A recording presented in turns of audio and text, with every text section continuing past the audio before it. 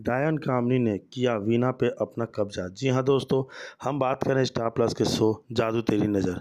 जी हाँ दोस्तों, अगर आप इस चैनल पर नए हैं तो इसे सब्सक्राइब कर दीजिए, साथ ही बेल आइकन दबाना ना भूलें। वीडियो अच्छा लगे तो इसे लाइक ज़रूर कीजिएगा। चलिए आगे बढ़ते हैं दोस्तों। जैसे कि एपिसोड की शुरुआत गौरी से होती है, जो विवान को बताती है कि उसने सब कुछ सुन लिया है। विवान की आंखों में आंसू भर आते हैं जब वह गौरी से पूछता है कि क्या उसे उस पर दया आ रही है, और वह अपने दर्दनाक अतीत के बारे में बताता है, जिसमें वह बताता है कि उसकी माँ, जो एक नर्तकी है, ने उसे छोड़ दिया था, लेकिन अब उसे एक ऐसा परिवार मिल गया है जो उसकी देखभाल करता है। वह जोर देकर कहता है कि उसे उसकी सहानुभूति की आवश्यकता नहीं है। गौरी ठंडे स्वर में जवाब देती है, वह समझ जाते हुए कि वह एक मध्यवर्गीय परिवार से आती है और अपने आंसुओं जैसी चीज़ों को महत्व देती है। फिर वह बिस्तर पर चली जाती है, जिससे बातचीत अनसुलझी रह जाती है। इस बीच हर्ष सिया को उसके घर छोड़ देता है।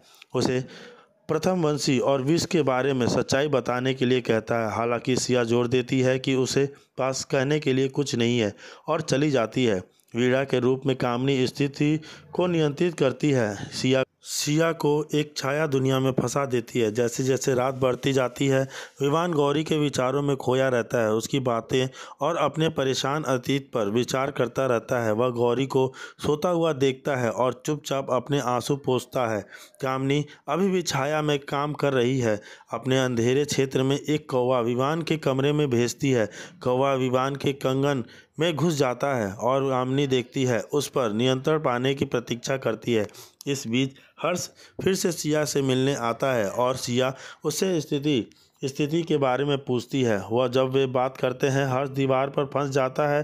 सांप की छाया देखता है, जिसे सिया भी देखती है। उसकी अगली सुबह गौरी उठती है और विवान को अभी भी सोता हुआ पाती है, तो वह उसे कुछ देर तक देखती है। विवान जाग जाता है, वह भी उसकी निगाहों को भांप लेता है और गौरी से कहता है कि वह जानता है कि वह क्या सोच रही है। वह बताता है कि एक बार डांसर का बेटा होने के नाते वह अपने अतीत के बारे में उसे अपमानित नहीं कर सकता। हालांकि गौरी उसकी बातों को अनसुना कर देती है और कहती है कि वह उसकी मां के त्याग के पीछे के कारणों को नहीं जानना चाहती है। वास्तव में वह स्वीकार करती है कि वह अब उसे समझ में आ गया है कि वह बार डांस में पेशे में क्यों घृणा करती है। विमान उसकी प्रतिक्रिया से हैरान रह जाता है। विषय बदलने की कोशिश करते हुए गौरी एक काव्यात्मक भाव के साथ विवान की प्रशंसा करती है। उत्सुक विवान उसे पूछता है कि वह उसे क्यों घूर रही है। गौरी जल्दी से बहाना बनाती है और कमरे से बाहर निकल जाती है। जैसे ही वह सीढ़ियों से नीचे जाती है, अर्जुन विवान और गौरी के बीच तनाव को देखते हुए उसे चिढ़ाता है। विवान थोड़ा शर्मिंदा होकर अर्जुन को बताता है कि गौरी अब उसके अतीत के बारे में जानती है। वह आगे कहते हैं कि गौरी ने उसे एक कविता भी सुनाई, जिससे अर्जुन इस बात का संकेत मानते हैं कि गौरी उन्हें पसंद करने लगी है। विवान संशय में रहता है। उसे डर है कि एक दिन गौरी को पता चल जाएगा कि वह कामनी का बेटा है। बाद में गौरी शारदा का अभिवादन करती है, लेकिन उसे ताना मिलता है। वह शारदा से पूछती है कि घर में ऐसी सभी क्यों गायब हैं, खासकर जब यह नवनी पूजा का दिन है। शारदा रहस्यमय ढंग से जवाब देती है कि सभी को अपनी जान बचाने की चिंता है और वे माँ दुर्गा के आशीर्वाद से वंचित रह जाएंगे। इस बीच विवान अर्जुन से बातचीत जारी रखता है, अपनी चिंताएं व्यक्त करता है। वह अर्जुन को बताता है कि वह गौरी को उस तरह से पसंद नहीं करता है और उसे डर है कि एक दिन उसकी पृष्ठभूमि के बारे में सच्चाई पता चल जाएगी। हालांकि अर्जुन उसे आश्वस्त करते हुए कहता है कि भले ही उसकी मां के बारे में कोई और ना जानता हो, लेकिन उसे विश्वास है कि गौरी उसे वैसे ही स्वीकार करेगी जैसा वह वास्तव में है। अर्जुन विवान को गौरी के साथ ईमानदार होने के लिए प्रोत्साहित करता है, सुझाव देता है कि वह उसे सच बताए कि वह एक दंवस है। विवान अर्जुन के शब्दों पर विचार करता रहता है। जी हाँ दोस्तों, हो जाता है। जैसे ही गौरी पूजा कक्ष तक पहुंचती है, देवी की मूर्ति से त्रिशूल उठाकर वह राक्षस पर वार करती है। राक्षस चीखता है, कांपता है और विवान की मदद से मंत्र में हार जाता है। यह सीन था सीधा का महाकाव्य की तरह। विवान को खुद छाया दुनिया में सुरक्षाहीन था, फिर भी गौरी के लिए खड़ा रहा। सच्चे प्यार की ताकत यही होती है। सिया हर नक्षत्र में विष भरती है, लेकिन तभी कामिनी की छाया लौट आती है। जैसे ही घर के अंदर का नक्षत्र पानी में बह जाता है, कामिनी का रास्ता खुल जाता है। वो सीधे घर में आ धमकती है और सबके सामने अपनी डरावनी उपस्थिति दर्ज कराती है। विवान और गौरी को लगता है कि राक्षस से मुक्त मिल ही गई है, लेकिन गौरी कहती है खतरा अभी टला नहीं है, हमने अपने परिवार को बचाना होगा। वहीं दूसरी तरफ कामिनी की वापसी के सबकी सांसें थमा दी है। अब सवाल यह है कि क्या गौरी और विवान फिर से सामान्य दुनिया में लौट पाएंगे? क्या कामिनी इस बार सबको अपने काले जादू में फंसा लेगी? छाया दुनिया का डार्क माहौल, गौरी का त्रिशूल अटैक, पावरफुल मोमेंट, सिया की नक्षत्र योजना, कामिनी की फिर से एंट्री और हर सीन में सुपर नेचुरल सस्पेंस। अब आपकी बारी। कमेंट में हमें बताइए कि क्या सच में गौरी और विवान मिलके कामिनी को हरा पाएंगे? क्या वह पूजा कक्ष तक पहुंच जाएगी और अखंड ज्योति जला पाएगी? जी हाँ दोस्तों, ये देखना बहुत ही काफ़ी दिलचस्प होगा।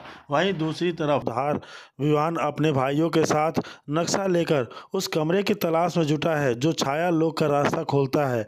सरदा उन्हें बताती है कि एक कुआं है जो छाया लोक की ओर ले जाता है, लेकिन खतरा सिर्फ रास्ते में नहीं मंजिल में भी है। वह सभी को महिषासुर की कहानी सुनाकर हौसला देती है। गौरी को पता चलता है कि घुंघरू की ध्वनि से माँ की आवरण टूट रहा है और वह देवी की छवि को आईने में देख पाती है। गौरी नाचने लगती है और जैसे ही उसका नृत्य तेज होता है, आवरण टूट जाता है। अब वह राक्षस से टकराने के लिए तैयार है। विवान कुएं में कूद जाता है और पूछता है कि उस डरावनी दुनिया में जहां गौरी अकेली है। गौरी राक्षस के सामने त्रिशूल उठाती है, लेकिन राक्षस का विकराल रूप उसे डरा देता है। वह अंधा और लेकिन ध्वनि से सब कुछ पहचान सका है। इस बीच सिया सबको बताती है कि जब तक गौरी दिया नहीं जलाती तब तक अखंड ज्योति सुरक्षित नहीं है। कामिनी का हमला कभी भी हो सकता है। हर्ष सिया को घर से जाने के लिए कहता है और कहता है कि मेरे घर पर डायन का साया है और हम लोग सेफ नहीं हैं, तुम चली जाओ। सिया कहती है मैं जानती हूँ इस वक्त कहीं नहीं जा सकती, इस बात मेरी कर्म और मेरी तकदीर दोनों यही है। लेकिन सिया पीछे हटने से इनकार करती है और परिवार के साथ खड़ी होती है। जैसे ही राक्षस कुल्हाड़ी से हमला करता है, विवान कूदकर गौरी को बचा लेता है। गौरी भावुक हो जाती है, उसका हाथ खून से भरा है, लेकिन विवान उसे अपनी बाहों में लेकर सुरक्षित कर लेता है। कमरे को बंद करने के बाद गौरी विवान से गले लगाती है और महसूस करती है कि विवान सच में विवान उसे दिखता देता है। जल्द ही हम सामान्य दुनिया में लौटेंगे और तुम्हें कुछ होने नहीं दूंगा।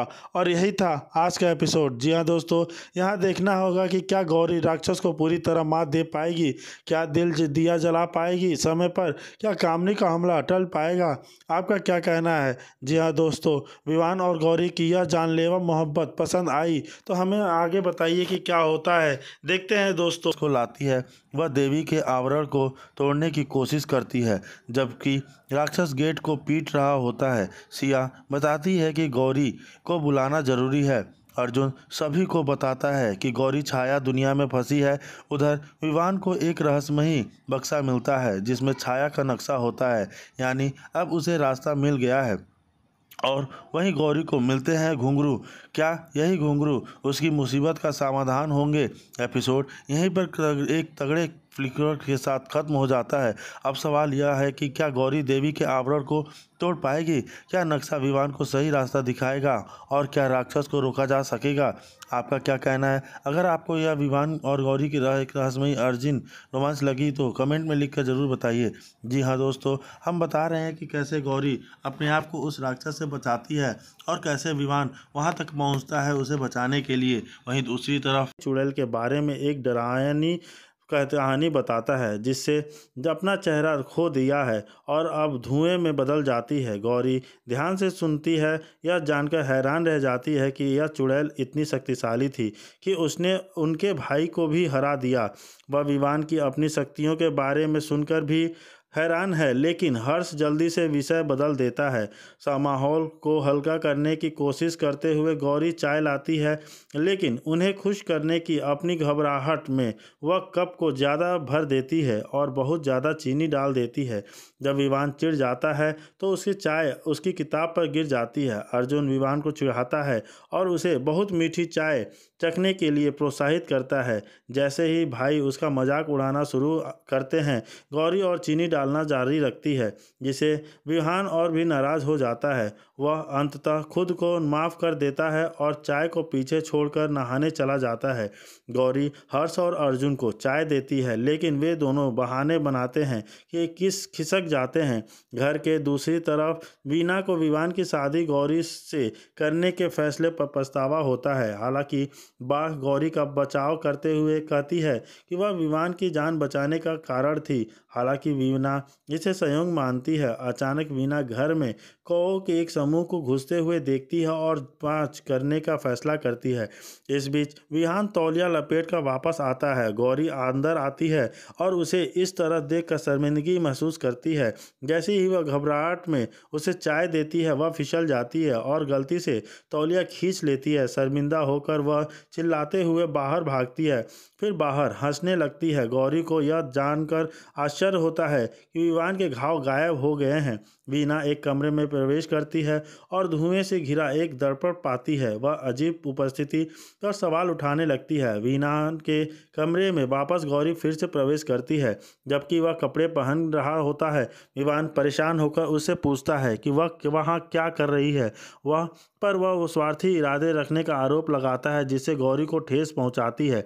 वह अपना तकिया और कंबल उठाती है और कहीं और सोने का फैसला करती है। हर्ष और अर्जुन उसे कमरे से बाहर जाते हुए देखते हैं और चिंता में देखते हैं कि वीना धुएं की मौजूदगी पर सवाल उठाती रहती है और उसकी पहचान जानने की मांग करती है। धुआं में आवाज़ वीना को अच्छी तरह से जानने का दावा करती है, लेकिन वीना यह मानने से इनकार कर देती है कि वह कामनी है। आवाज़ जोर देकर कहती है कि वह सच कह रही है और वीना को चेतावनी देती है कि उसका बेटा मुसीबत में है। दिल टूटा हुआ महसूस करते हुए गौरी सोफे पर बैठ जाती है। स्पष्ट रूप से परेशान विवान उसके दर्द को महसूस करते हुए अपने भाइयों से कहता है कि वह कठोर था क्योंकि वह उसके निशान देखना चाहती थी। वह गौरी के पास जाता है, उसे कमरे में वापस जाने के लिए कहता है। गौरी मना कर देती है, उसे याद दिलाती है कि वह उसे अपनी पत्नी नहीं मानता है और उसे उसकी चिंता की जरूरत नहीं है। इवान समझता है कि वह नहीं चाहता कि वह अकेले सोते समय डर जाए। जैसे ही गौरी अकेले सोती है, उसे अचानक अपने ऊपर झूमर की आवाज़ सुनाई देती है, जो पास में किसी होने का संकेत देती है। यह सब देखकर गौरी डर जाती है और वह विमान के पास भागी दौड़ी जाती है, लेकिन यह सब विमान ही कर रहा होता है। उसको यह मालूम नहीं होता है, क्योंकि विमान वो नहीं चाहता कि गौरी किसी भी चीज़ से डरे और वो अकेले सो रही होती है, तो उसे डर होता है कि विमान कहीं चुड़ैलों की संगत में ना आ जाए और उसे डर ना लगे, जो डर के उसकी तबीयत ना खराब हो जाए। ये सब देखते हुए उसके भाई बहुत हंसते हैं और कहते हैं, भाई आपको गौरी से प्यार हो गया है, आप अपनी शादीशुदा ज़िंदगी उसके साथ अच्छी तरह से निभाइए। जी हाँ दोस्तों, यहाँ पे वीना और वो धुएं के परछाई के से बात करती है और वो उससे पूछती है कि आखिर तुम कौन हो और इस घर में क्या कर रही हो। लेकिन वो धुआं कहती है कि तुम मुझे बहुत अच्छे से जानती हो वीना, लेकिन वह उसे कामनी से मना कर देती है कि मैं तुम्हें नहीं जानती हूँ। लेकिन वह धुआं कहती है कि तुम मुझे बहुत अच्छे से जानती हो कामनी, कि मैं कौन हूँ। और वहीं दूसरी तरफ गौरी के चाय की टपरी पर चाय पीने से गौरी के चेहरे पर थकान और डर के भाव साफ नजर आ रहे हैं। चाय खत्म कर वह अपनी कार में बैठती है, तभी बैंक ग्लास